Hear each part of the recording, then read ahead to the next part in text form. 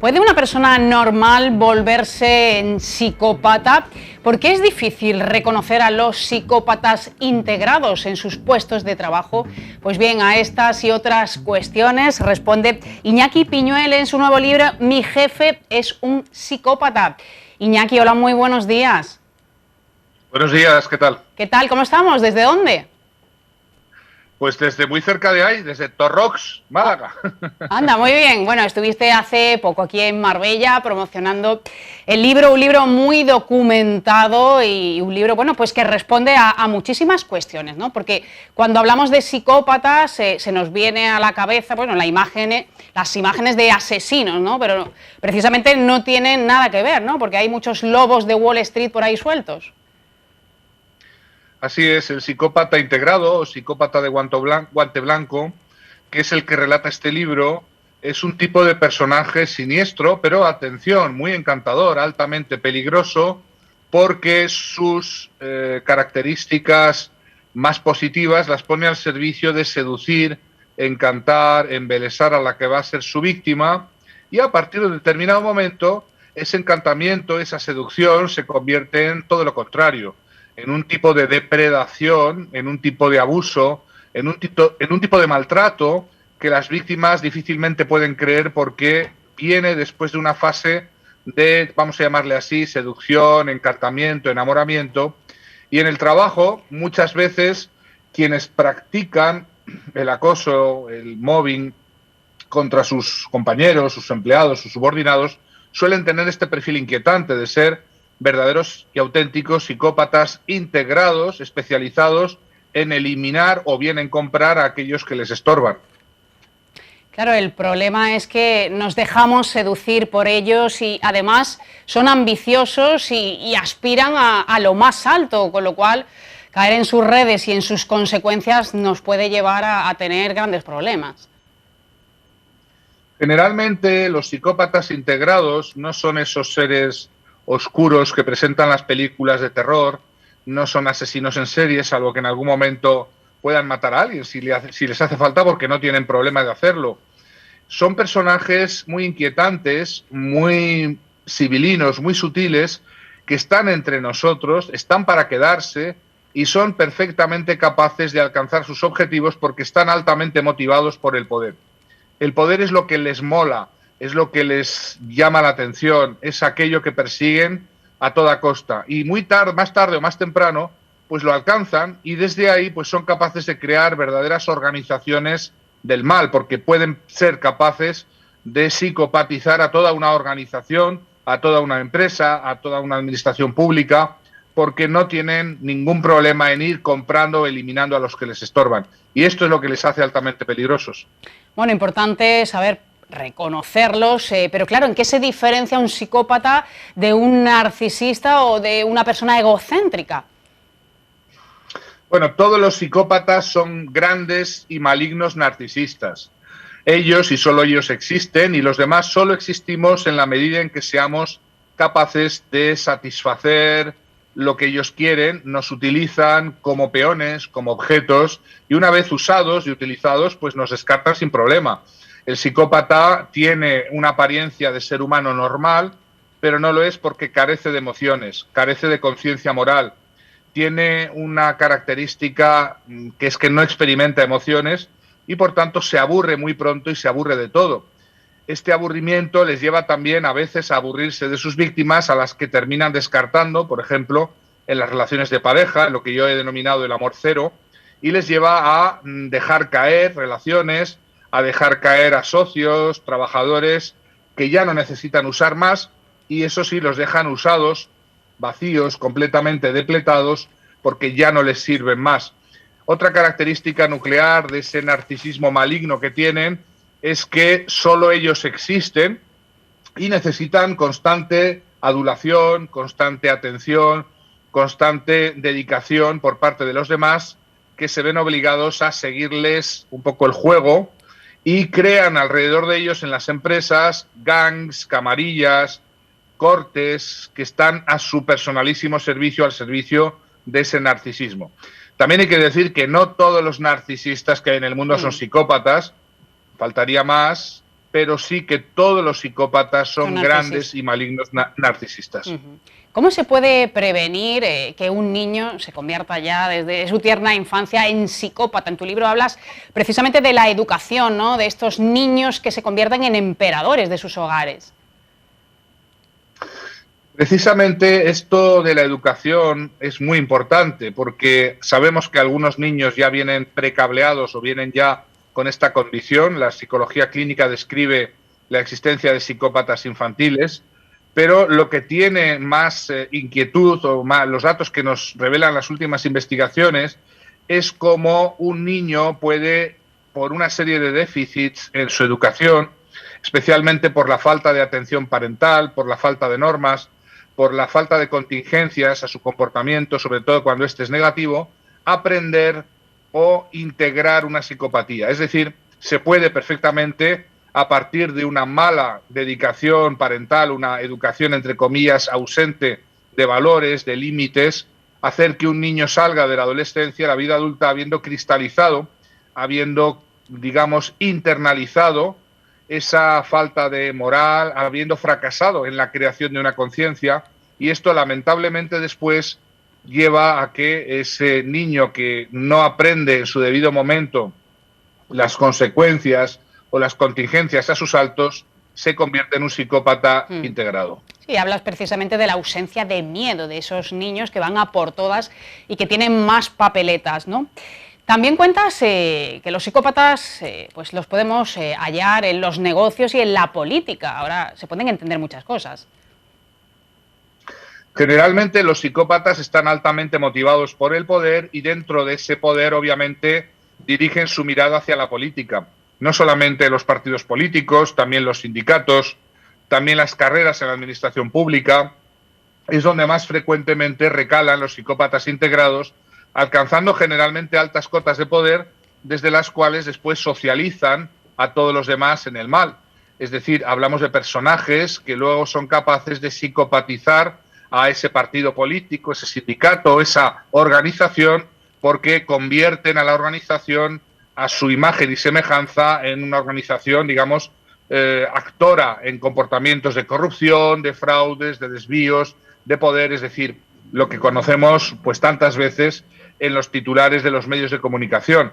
Lo que quiere ser un psicópata cuando sea mayor es poderoso y obviamente la política les ofrece esta capacidad de medrar, de alcanzar ese poder, alcanzarlo rápidamente e incluso de alcanzar el máximo poder posible. La mala noticia es que un psicópata no se puede reconvertir, no se puede curar porque incluso es capaz de llevarse al lado oscuro a ese psicólogo o a ese psiquiatra que lo trata. Es muy inquietante el mensaje que arrojan las investigaciones que hemos realizado de que recomiendan que no se practique terapia con ellos. ¿Por qué? Porque para ellos, para estos inquietantes personajes, la psicoterapia funciona al revés. No solamente no remiten sus conductas, sino que especializan o aprenden mucho más cosas de la psicoterapia para perfeccionar sus artes de manipular y abusar de los demás. También hay que decir que la psicopatía no es una enfermedad mental y que por tanto no es algo que funciona, diríamos, mal, sino es una condición del ser humano, una condición que puede generarse, aunque no existiera antes, es decir, que puede ser sobrevenida, pero también puede ser innata. Pero una vez se transgrede, una vez se pasa a ese llamado así lado oscuro, no hay reversión, no hay posibilidad de regresar. Y esto es lo inquietante y la pregunta del millón que como sociedad debemos hacernos. Exactamente, ¿qué armas tenemos, ¿no? Porque dices, hay muchos psicópatas y sobre todo el problema integrados, difícilmente reconocibles, entonces. Tenemos entre nosotros un promedio, cada uno de nosotros que conocemos en torno a 3.000 personas en nuestra vida promedio, de las que podemos ponerle cara, nombre, apellidos, en torno a esas, de entre esas 3.000 personas, aproximadamente entre 60 y 70 personas presentan esta condición. Por tanto, es algo más que probable que a lo largo de tu vida te encuentres con alguno. La identificación no es fácil porque no tienen cara de malvados, no tienen cara de malas personas y al revés suelen ser personajes altamente encantadores y esto les hace mucho más peligrosos. Con los psicópatas hay que atenerse a la máxima de que por sus obras los conoceréis. hay que atender a lo que hacen, no a lo que dicen. Tan grande es su capacidad de verborrea, su locuacidad, su capacidad de encantar e hipnotizar a su audiencia, que pueden perfectamente ser capaces de tener subyugados, encandilados a un número importante de sus conocidos que ignoran completamente que esa condición existe. A veces la víctima de estos personajes, la víctima se encuentra con una gran incapacidad de hacer validar su relato por parte de sus amigos o conocidos, porque estos sencillamente no pueden creer que un ser humano tan maravilloso, tan encantador, albergue esa condición cruel, implacable, calculadora, oportunista, egoísta, narcisista, que luego reportan ser en la realidad cuando se les quita la máscara. No hay que olvidar que los psicópatas se manejan en el entorno social usando una máscara tras la cual ocultan su verdadera personalidad. Bueno, la verdad es que da bastante miedo, ¿no? Y ¿podemos nosotros mismos, qué posibilidad de convertirnos en psicópatas? ¿Qué hace levantar ese resorte? Hay que tener cuidado con el poder. Se dice que el poder corrompe y que el poder absoluto corrompe absolutamente. Quizás el modulador más inquietante de la personalidad es acceder a un nivel de poder de tal manera que la persona, con tal de mantenerlo, es capaz de ir modificando sus cogniciones, sus atribuciones, empieza a autojustificarse y empieza a insensibilizarse. La clave para la transformación psicopática o el paso al lado oscuro es la anestesia moral, el proceso gradual, muy sutil, no es instantáneo, puede durar meses o años, pero un proceso por el cual una persona que no lo era puede perfectamente transformarse, convertirse en ese personaje siniestro, que luego los que son sus allegados, sus amigos, notan esos cambios, pero ellos no los notan, ellos creen que siguen siendo los de siempre, pero sí los notan los que están alrededor. Se dice en castellano, si quieres conocer a Juanito, dale un carguito. Sí. Y ese carguito, ese poder, es el que transforma, desgraciadamente, a personas normales todos los días en pequeños, grandes o inmensos psicópatas integrados. Bueno, esperemos que no. Mi jefe es un psicópata, Iñaki Piñuel, un libro muy interesante y muy apasionante. Muchas gracias. Gracias a vosotros, un saludo. Gracias, buen día. Bueno, vamos a cambiar ahora radicalmente de asunto, aunque seguimos hablando, en este caso, de medicina, en la sección que nos trae el Centro de Iniciativas Turísticas de Marbella. Tenemos con nosotros a Sara Martínez, que es especialista en traumatología y cirugía ortopédica de Hospiten. Hola, muy buenos días. Hola, buenas, ¿qué tal? ¿Qué tal? Bueno, no sé si te has encontrado a mucho psicópata por ahí. Bueno, vemos muchos pacientes y nos encontramos de todo. Bueno, es un tema apasionante. Sí. Bueno, vamos a hablar, porque las tecnologías han avanzado muchísimo, los tratamientos, de uno en concreto, ¿no? Es cómo resolver las lesiones deportivas a través de infiltraciones con plasma y ácido hialurónico. Esto ya es una realidad. Sí, yo me dedico sobre todo a... Soy más subespecialista en caderas y en rodillas, y la verdad es que tenemos un público muy diverso, ya no solo el joven o el de mediana edad, en sus 50, 60 años hace ya un deporte de intensidad y mucho aficionado al pádel, y ya empezamos a ver pues lesiones de cadera y de rodilla que se puedan asociar a ya algún cambio degenerativo en la articulación. Y para abordar eso, quizá únicamente el tratamiento de fisioterapia puede ser que no sea suficiente. Porque estos tratamientos los veíamos muy lejanos, lo empezaron a utilizar deportistas de élite, sí. Y a raíz de ahí, bueno, se ha extendido, ¿no? Sí. Porque ¿en qué medida se puede un paciente recuperar antes con este tipo de tratamientos? A ver, todo hay que evaluarlo, hay que evaluar al paciente, hay que hacer un estudio de imagen, hay que hacer unas radiografías, en casos necesarios alguna resonancia, y evaluar desde dónde partimos y qué pronóstico le podemos dar a esa lesión. Si es una lesión degenerativa, pues hay muchos grados de lesión degenerativa, y ahí ya tenemos productos que, como bien has dicho, parecían inalcanzables hace años y ahora pues ya están al alcance casi de todo el mundo. Nosotros manejamos sobre todo pues el ácido hialurónico, que pues el público lo oye mucho a nivel de cosmética. Tratamientos estéticos. Sí, pero también hay la fórmula para el tratamiento de la articulación y dan resultados favorables a nivel de la mejoría del dolor. También manejamos el plasma rico en plaquetas, que es la propia sangre del paciente, que se trabaja en el laboratorio y de ahí se obtiene un concentrado rico en factores plaquetarios que eso también aliviarán el dolor al paciente. Y ayuda, ¿no? Ninguno de los dos tratamientos es curativo, pero sí que beneficia a nivel de ayuda dolor. a mantenerse, ¿no? Sí. ¿Cuántas sesiones son necesarias para, bueno, al final que el paciente se encuentre en buen estado? Claro, cada vez está más de moda la medicina basada en la evidencia y realmente no hay ningún estudio científico que te diga el número de sesiones necesarias. Pues hay compañeros que proceden a hacer un total de 3 sesiones, eso en el plasma rico en plaquetas. En el ácido hialurónico, depende de la marca del ácido, hay ácidos ya formulados que con una sesión al año es suficiente. Pero en vuestra experiencia, ¿qué os dicen los pacientes cuando han sido tratados de la manera tradicional o ya con estos métodos? Mejoran mucho a nivel del dolor y eso les permite la práctica del deporte que a ellos les gusta tanto de nuevo. Enfocados en el deporte, aunque también para otro tipo de lesiones. O para el día a día también, para sus actividades de vida diaria. Esta es una opción, pero hay muchas otras. Vamos a hablar también de estas prótesis de última generación que ayudan a que, bueno, te puedas incorporar directamente a esa actividad que realizabas y te encuentres también bien, ¿no? Claro, siempre intentamos ser lo más conservadores posibles y empezar con lo menos agresivo, porque estos tratamientos curan o quitan el dolor, pero no son curativos tampoco.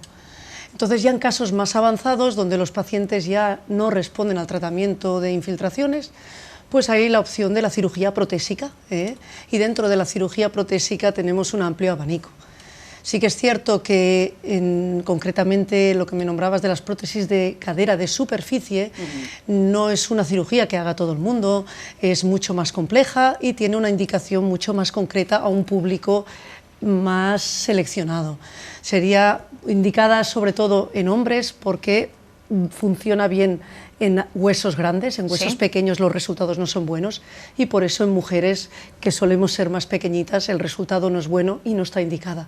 Pero en un hombre menor de 50 años que tenga mucha artrosis en su cadera puede ser una opción, pues como se ha hecho en deportistas de élite como el tenista Andy Murray, el tenista inglés, que ha probado también todos estos procedimientos, ninguno le iba bien, tenía una artrosis avanzada de cadera y terminó interviniéndose de este tipo de prótesis y está de vuelta a la competición de élite.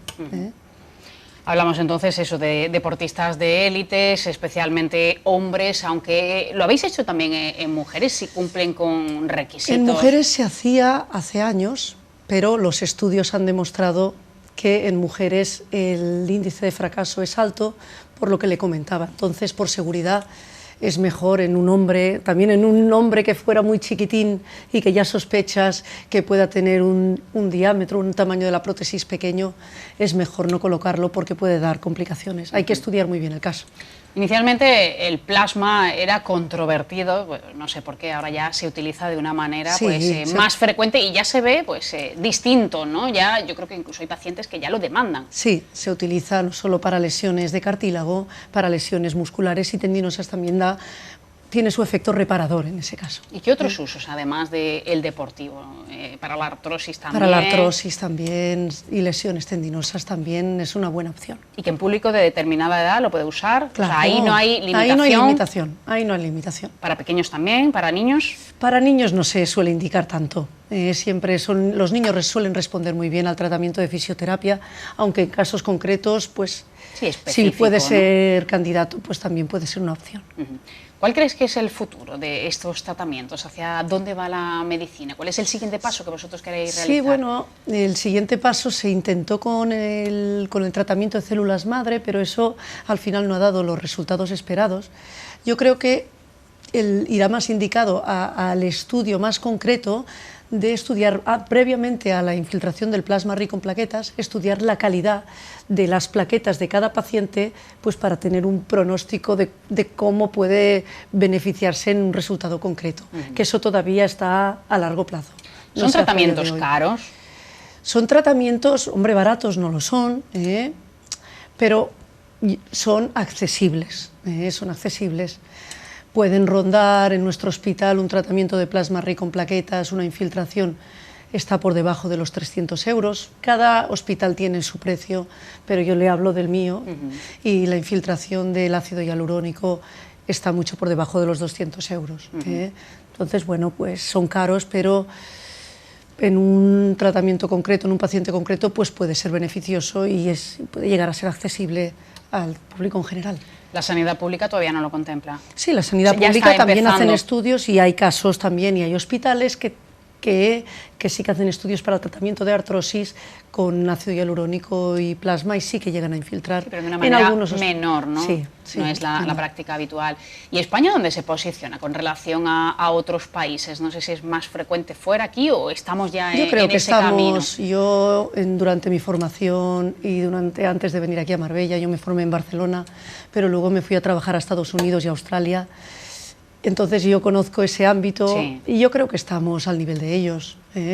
Siempre parece que los americanos estén mucho más avanzados. Es que nos pasa siempre en Sí. todo, ¿no? Europa o Sí. Estados Unidos, cuando realmente tenemos una medicina innovadora y Sí, que está ahí, en claro, ese camino, pero ¿no? hacemos las mismas indicaciones y mismos tratamientos que se pueden hacer en un deportista de élite en Estados Unidos o en Australia. Bueno, y muchos deportistas tenemos aquí de Hombre, élite, pues sí, muchos. pues sí, yo creo que sí. Bueno, vamos a hacer alguna última recomendación para aquellas personas, bueno, que piensen que tienen estas características y que no les ha funcionado. Entiendo que acuden a vosotros por eso, ¿no? Porque Claro. han probado con distintas técnicas Claro. y no les va bien.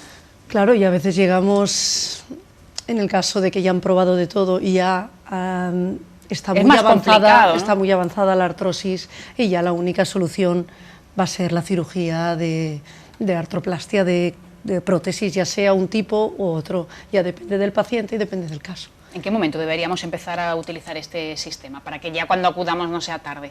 Bueno, cuando uno ya empieza si nos referimos en la cadera o en la rodilla, pero Sí. cuando uno ya empieza con un dolor que le afecta su actividad, su día a día, ya se levanta, que ya nota rigideces y dolores, es bueno estudiarlo para ver desde dónde partimos y qué podemos hacer al respecto. Bueno, pues otra opción que está trayendo, como decimos, muchos beneficios y buenos resultados. Sara Martínez, gracias. Gracias a usted. Gracias. Hasta luego. Bueno, nos vamos a marchar unos minutitos a publicidad y continuamos. Nos queda todavía algo más. Hasta ahora.